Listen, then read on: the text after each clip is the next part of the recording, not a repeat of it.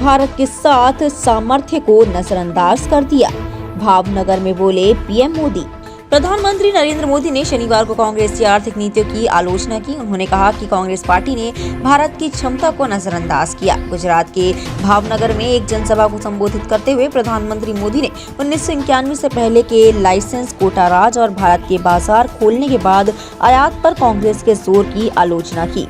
आत्मनिर्भरता का हाथ दोहराते हुए पीएम मोदी ने आगे कहा कि भारत को आत्मनिर्भर बनाना होगा और दुनिया के सामने मजबूती से खड़ा होना होगा। उन्होंने कहा कि भारत में सामर्थ्य की कोई कमी नहीं है, लेकिन आजादी के बाद कांग्रेस ने भारत के सारे सामर्थ्य को नजरअंदाज कर दिया। प्रधानमंत्री ने आगे कहा, इसलिए आजादी के 6 से 7 दशक बाद भी भारत को वो सफलता नहीं मिली जिसका वो हकदार था।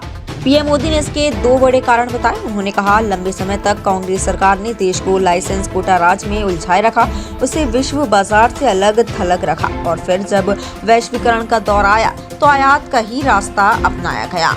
पीएम मोदी ने यूपीए सरकार के दौरान हुए घोटालों को लेकर कांग्रेस पर निशाना साधते हुए कहा कि उनकी नीतियों ने भारत की असली ताकत को उजागर होने से रोका।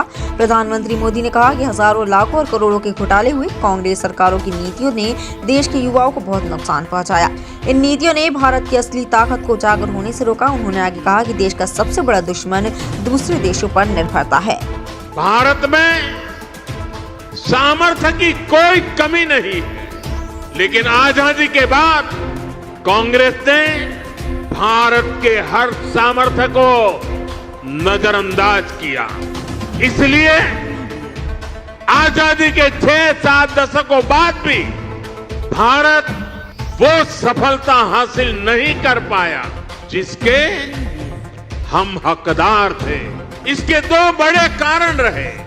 लंबे समय तक कांग्रेस सरकार ने देश को लाइसेंस, कोटा राज में उलझाए रखा, दुनिया के बाजार से अलग थलग रखा और फिर जब ग्लोबलाइजेशन का दौर आया तो सिर्फ इंपोर्ट का ही रास्ता पकड़ लिया गया और उसमें भी हजारों, लाखों, करोड़ों के घोटाले कर दिए गए।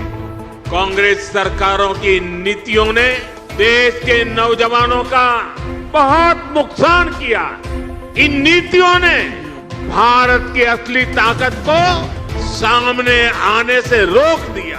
50 साल पहले तक भी हम भारत में बने जहाजों का उपयोग करते थे।